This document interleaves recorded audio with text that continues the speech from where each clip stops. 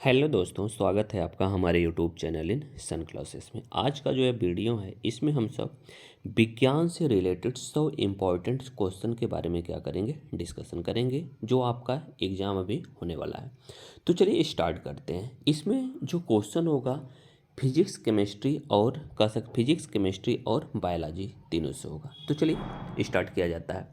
Question number first है, धारा यानी विद्युत धारा के एसआई मात्रक क्या होता है।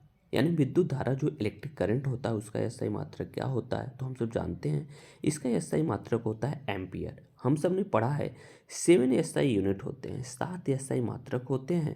सातों जो एसआई मात्रक होते हैं वह स्केलर होते हैं। ओके, अब दूसरा क्वेश्चन है, वोल्ट मीटर को किस क्रम में जोड़ा जाता है। जो वोल्ट मीटर होता है उसको हम किस क्रम में जोड़ते हैं, श्रेणी क्रम में जोड़ते हैं कि समांतर क्रम में जोड़ते हैं।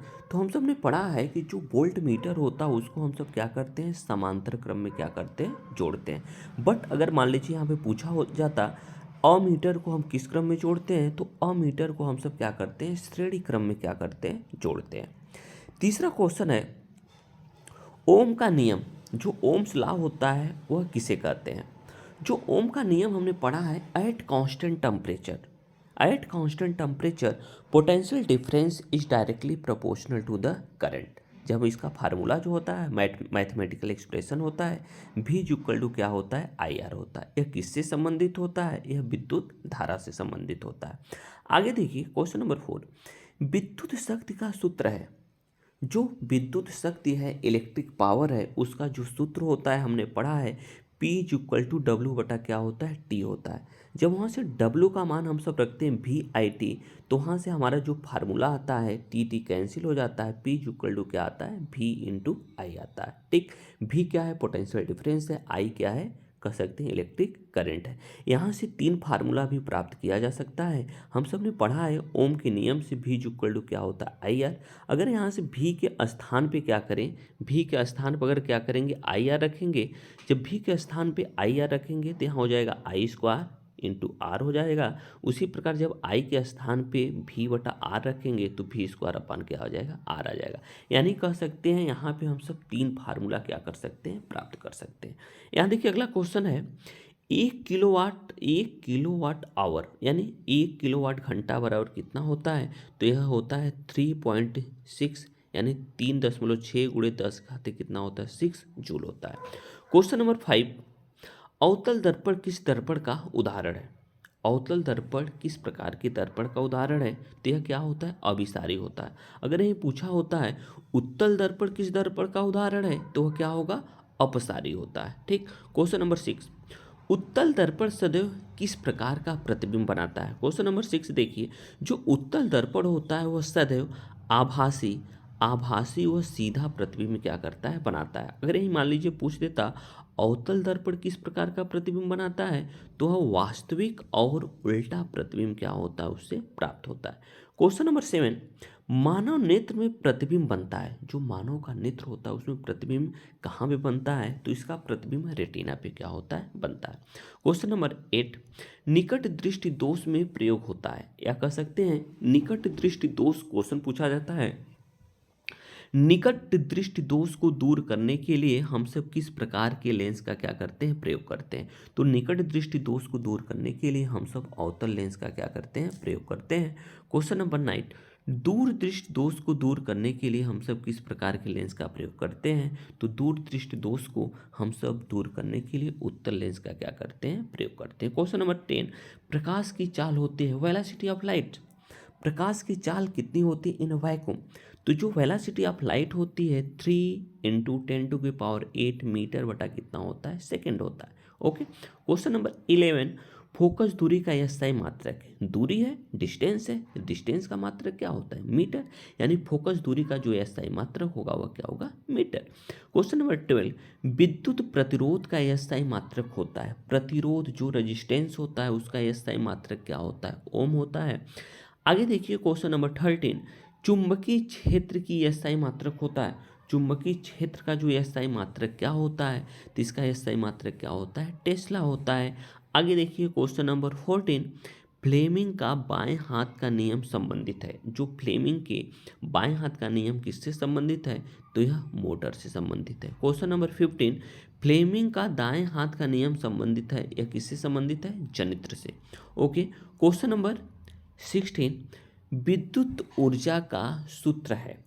जो विद्युत ऊर्जा है उसका सूत्र है, वहाँ पर हम सब जब हीटिंग इफेक्ट देख रहे हैं तो वहाँ पर पढ़ा था H is equal to V I, क्या पढ़ा था? T पढ़ा था, या तो नहीं H इज इक्वल टू नहीं, W इज इक्वल टू हमने पढ़ा था वी आई, क्या पढ़ा था? T पढ़ा था। ओके। यहाँ देखिए ट्रांसफार्मर, क्वेश्चन नंबर 17, ट्रांसफार्मर कार्य करता है। जो ट्रांसफार्मर होता है वह ओनली फॉर AC करंट के लिए क्या होता है? अप्लीकेबल होता है। AC अल्टरनेटिंग करंट के लिए क्या होता है? अप्लीकेबल होता है। Transformer does not used for DC currents. Okay. जो ट्रांसफार्मर होता है वह म्यूचुअल इंडक्शन यानी अन्योन्य प्रेरण के सिद्धांत पे क्या करता है? कार्य करता है। क्वेश्चन नंबर 18, परिपथ में फ्यूज का कार्य क्या है? जो परिपथ होता है उसमें फ्यूज क्यों लगाया जाता है? तो आप सब जानते हैं जब घरों की बिजली, अगर मान लीजिए लाइट तेज आता है तो फ्यूज क्या होता है? जल जाता है। यानी घरों की बिजली को नष्ट होने से क्या करता है? बचाता है। यानी कह सकते हैं जो परिपथ में फ्यूज होता है वह सुरक्षा की दृष्टि से क्या होता है? लगाया जाता है। क्वेश्चन नंबर 19, समांतर संयोजन में विभवांतर क्या होता है? अगर समांतर देखिए जब हम प्रतिरोध को क्या करते हैं? समांतर क्रम में जोड़ते हैं तो प्रत्येक प्रतिरोध के करिस्पॉन्डिंग जो होता है विभवांतर क्या होता है? समान होता है। और जो इलेक्ट्रिक करंट होता है, विद्युत धारा होता है, वह क्या होता है? डिफरेंट होता है।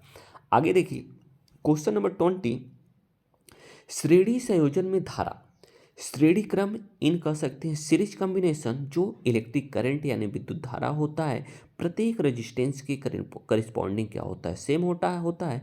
बट जो इलेक्ट्रिक कह सकते हैं पोटेंशियल डिफरेंस होता है, यह क्या होता है? डिफरेंस होता है। ओके। क्वेश्चन नंबर 21, चालक का प्रतिरोध बढ़ता है जब, जो कंडक्टर होता है उसका प्रतिरोध कब बढ़ता है? जब चालक की क्या होती है? लंबाई बढ़ती है। यानी जो रेजिस्टेंस होता है, resistance is directly proportional to the length of the wire, length of the conductor. यानी कंडक्टर का लेंथ बढ़ेगा तो हम कह सकते हैं उसका प्रतिरोध क्या होगा? बढ़ेगा। ओके। क्योंकि देखिए जब लेंथ बढ़ेगा तो उसमें इलेक्ट्रिक करंट का मान क्या होगा? कम होगा। प्रतिरोध क्या होता है? करंट के मान को क्या करता है? कम करता है। आगे देखिए क्वेश्चन नंबर 22, तांबा किस प्रकार का पदार्थ है? तांबा किस प्रकार का पदार्थ है? तो जो तांबा होता है यह गुड कंडक्टर होता है, अच्छा चालक होता है। आगे देखिए क्वेश्चन नंबर 23, विद्युत धारा का प्रभाव, विद्युत धारा का प्रभाव यह ऊष्मीय, चुंबकीय और रासायनिक होता है। ओके। क्वेश्चन नंबर 24, उत्तल लेंस को कहते हैं, जो उत्तल लेंस अभी हमने ऊपर बताया, जो उत्तल लेंस होता है वह अभिसारी होता है। क्वेश्चन नंबर 25, जो दर्पण का सूत्र होता है 1/f is equal to 1/v plus 1/ क्या होता है? u होता है। अगर मान लीजिए यहीं पे लेंस पूछ देता तो 1/f is equal to 1/v, यहीं प्लस के स्थान पे क्या हो जाता? माइनस हो जाता। यानी यहाँ हो जाता 1/ क्या हो जाता? 1/, मतलब 1/f is equal to 1/v minus 1/ क्या हो जाता है? u हो जाता है। क्वेश्चन नंबर 26, आवर्धन का सूत्र क्या है? जिसे हमने पढ़ा था रेखीय आवर्धन, linear magnification. Linear magnification in the case of mirror कह सकते हैं m इज इक्वल टू होता है -v बटा क्या होता है? u होता है। But in the case of lens यहाँ कह सकते हैं m इज इक्वल टू क्या होता है? यहाँ माइनस का स्थान प्लस हो जाता है, जिससे v अपॉन क्या हो जाता है? u हो जाता है। क्वेश्चन नंबर 27, 27, शक्ति का SI मात्रक क्या होता है? विद्युत शक्ति का SI मात्रक क्या होता है? वाट होता है। इसे W से क्या करते हैं? प्रदर्शित करते हैं। क्वेश्चन नंबर 28, विद्युत मोटर का सिद्धांत है। जो इलेक्ट्रिक मोटर होता है वह किस सिद्धांत पे कार्य करता है? तो चुंबकीय प्रभाव के सिद्धांत पे क्या करता है? कार्य करता है। क्वेश्चन नंबर 29, विद्युत जनित्र का सिद्धांत है। जो विद्युत जनित्र होता है उस किस सिद्धांत पे कार्य करता है? तो विद्युत चुंबकीय प्रेरण के सिद्धांत पे क्या करता है? कार्य करता है। इलेक्ट्रोमैग्नेटिक्स इंडक्शन के सिद्धांत पे क्या करता है? कार्य करता है। क्वेश्चन नंबर 30, प्रकाश का अपवर्तन होता है। एक देखिए प्रकाश का अपवर्तन होता है, एक हमने पढ़ा था प्रकाश का परावर्तन। प्रकाश के परावर्तन में जो मीडियम होता है, medium does not change, medium change नहीं होता है, but in the case of refraction medium is changed, यानी कह सकते हैं प्रकाश के अपवर्तन में माध्यम क्या होते हैं, बदल जाते हैं। ओके, क्वेश्चन नंबर 31, हीटर में प्रयोग होता है, जो हीटर होता है उसमें क्या प्रयोग होता है, तो हीटर में हम नाइक्रोम का तार क्या करते हैं, प्रयोग करते हैं। तो पूछा जाता है नाइक्रोम के तार का ही क्यों प्रयोग किया जाता है, तो जो मेल्टिंग पॉइंट होता है नाइक्रोम के तार का वह क्या होता है, बहुत ज़्यादा होता है, यानी बहुत ज़्यादा टेम्परेचर पे भी जो नाइक्रोम का तार होता है वह पिघलता नहीं है। यहाँ से क्वेश्चन ये भी देख सकते हैं, जो बल्ब होता है उसमें कौन सी गैस भरी जाती है, तो यहाँ जो इलेक्ट्रिक बल्ब होता है उसमें कौन सी गैस भरी जाती है, तो उसमें आर्गन या कह सकते हैं नाइट्रोजन गैस भरी जाती है, और उसका जो फिलामेंट्स किसका बना होता है, वो किसका बना होता है, टंगस्टन का। ओके, इतने क्वेश्चन हमने क्या किया, फिजिक्स के यानी भौतिक विज्ञान से क्या किया, डिस्कशन किया। आगे देखिए क्वेश्चन नंबर केमिस्ट्री से, क्वेश्चन नंबर 22, 32 क्वेश्चन है। अम्ल का पीएच हमने पढ़ा था, पीएच मतलब पोटेशियम ऑफ हाइड्रोजन, ठीक। अम्ल का पीएच होता है, जो अम्ल होते हैं, जो एसिड होते हैं, उसका जो पीएच होता है 7 से क्या होता है, कम होता है। क्षार का पीएच क्या होता है, 7 से क्या होता है, अधिक होता है। वेश यानी वेश का जो पीएच होता है वह 7 से क्या होता है, अधिक होता है। क्वेश्चन नंबर 34, उदासीन विलयन का पीएच जो होता है वह 7 होता है। 7 से कम अम्ल, 7 से अधिक क्षार, 7 यानी कह सकते हैं उदासीन, न्यूट्रल। आगे देखिए 35, जंग लगना ऑक्सीकरण होता है, ऑक्सीकरण होता है, फिर जंग लगना मतलब ऑक्सीकरण। आगे क्वेश्चन नंबर 36, NaOH, जो NaOH है उसे हम क्या कहते हैं, तो इसे हम क्या कहते हैं, सोडियम हाइड्रोक्साइड, जिसका रासायनिक नाम क्या है, कास्टिक सोडा। आगे देखिए CaOCl2, CaOCl2 जिसे हम क्या कहते हैं, ब्लीचिंग पाउडर। मेथेन यानी CH4, मेथेन CH4, हाइड्रोक्लोरिक अम्ल HCl। यहाँ देखिए सल्फ्यूरिक अम्ल H2SO4। यहाँ देखिए आगे है क्वेश्चन नंबर 41, आवर्त सारणी में समूह है, आवर्त सारणी में कितने समूह हैं, तो 18 समूह हैं, और आवर्त कितने हैं, तो कितने हैं, 7 हैं। क्वेश्चन नंबर 43, परमाणु संख्या बराबर क्या होता है, प्रोटॉनों की संख्या, या कह सकते हैं परमाणु क्रमांक बराबर प्रोटॉनों की संख्या बराबर क्या होता है, इलेक्ट्रॉनों की संख्या भी होता है। परमाणु क्रमांक बराबर प्रोटॉनों की संख्या बराबर इलेक्ट्रॉनों की संख्या। आगे देखिए क्वेश्चन नंबर 44, इलेक्ट्रॉन पर आवेश कौन सा होता है, जो इलेक्ट्रॉन होता है उस पर क्या होता है, 1.6 इंटू 10⁻⁻19 कूलाम का क्या होता है, ऋणावेश होता है, और जो प्रोटॉन होता है उस पर क्या होता है, 1.6 इंटू 10⁻⁻19 कूलाम का क्या होता है, धनावेश होता है। क्वेश्चन नंबर 45, सहसंयोजक बंध बनता है, जो सहसंयोजक बंध होता है उसका निर्माण कैसे होता है, by the sharing of electron, इलेक्ट्रॉनों के शेयर से जो बंध बनता है उसे हम क्या कहते हैं, सहसंयोजन बंध। आगे देखिए क्वेश्चन नंबर 46, आयनिक बंध बनता है इलेक्ट्रॉन स्थानांतरण से, यानी कोई एलिमेंट्स है वह अपना इलेक्ट्रॉन क्या करता है, दूसरे को दे देता है, स्थानांतरित कर देता है। आगे देखिए क्वेश्चन नंबर 47, CO2 जिसे हम क्या कहते हैं, कार्बन डाइऑक्साइड, यह क्या है, अम्लीय ऑक्साइड है। आगे है क्वेश्चन नंबर 48, MgO क्षारीय ऑक्साइड है, MgO क्षारीय ऑक्साइड है, मैग्नीज ऑक्साइड। आगे है क्वेश्चन नंबर 49, अपचयन का अर्थ है, अपचयन का अर्थ क्या है, ऑक्सीजन का हटना, अपचयन का अर्थ होता है ऑक्सीजन का हटना, और ऑक्सीकरण का अर्थ होता है ऑक्सीजन का जुड़ना। आगे देखिए क्वेश्चन नंबर 50, विस्थापन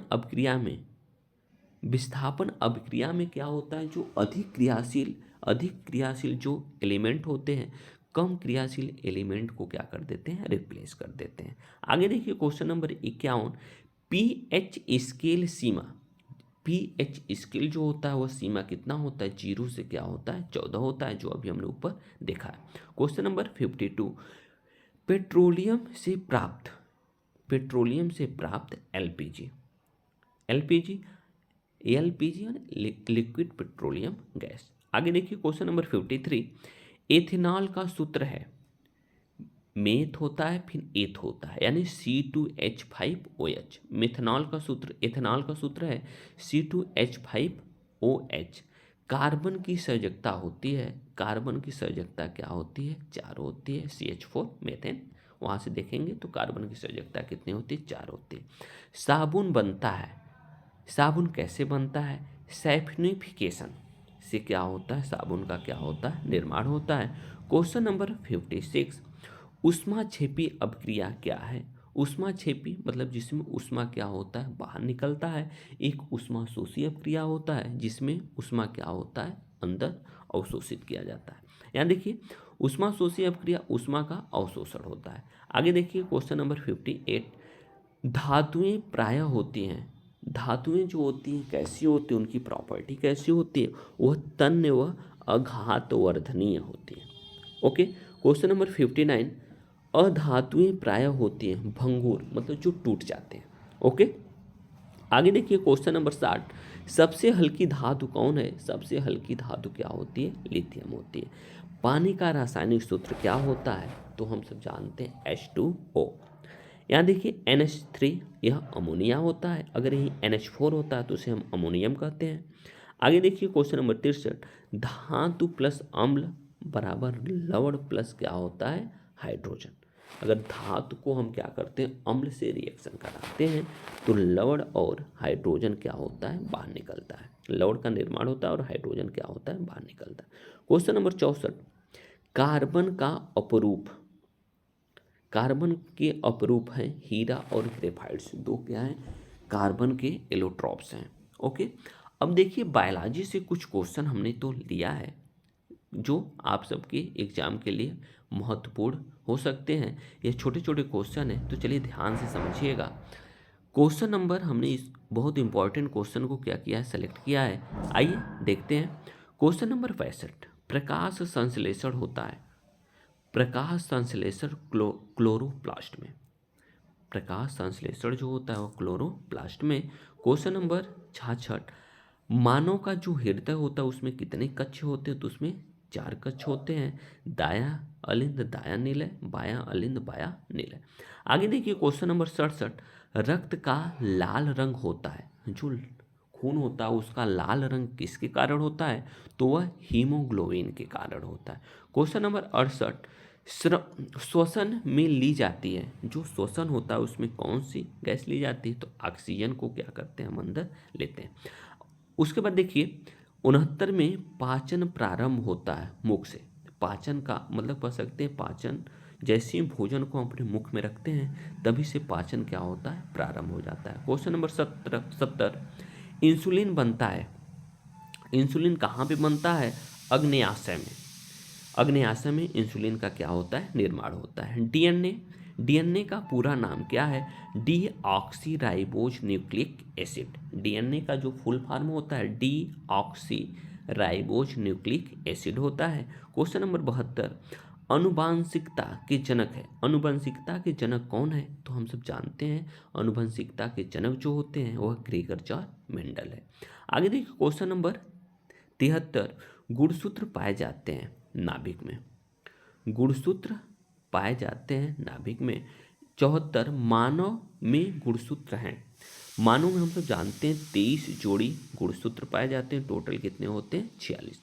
आगे क्वेश्चन नंबर 75, रुधिर दाब मापने का यंत्र क्या होता है, रुधिर के दाब को मापने वाले यंत्र का नाम क्या है, तो इसका नाम है sphygmomanometer. Okay. Question number 76, question number 76 क्या है, उत्सर्जन अंग, हमारे शरीर में कौन सा उत्सर्जन अंग है, तो वृक्क, जिसे क्या कहते हैं, किडनी। क्वेश्चन नंबर 77, पादप में वाष्पोत्सर्जन, पादप में वाष्पोत्सर्जन कहाँ से होता है, तो पत्तियों द्वारा होता है। क्वेश्चन नंबर 78, किण्वन में बनता है, किण्वन में बनता है एल्कोहल, किण्वन से क्या बनता है, तो किण्वन प्रोसेस से एल्कोहल का क्या किया जाता है, निर्माण किया जाता है। क्वेश्चन नंबर 79, एड्स का कारण क्या है, HIV, एड्स का कारण क्या है, HIV। क्वेश्चन नंबर 80, टीकाकरण से मिलता है प्रतिरक्षा, जो टीकाकरण किया जाता है उससे सुरक्षा यानी प्रतिरक्षा क्या होता है, मिलता है। Question number 81,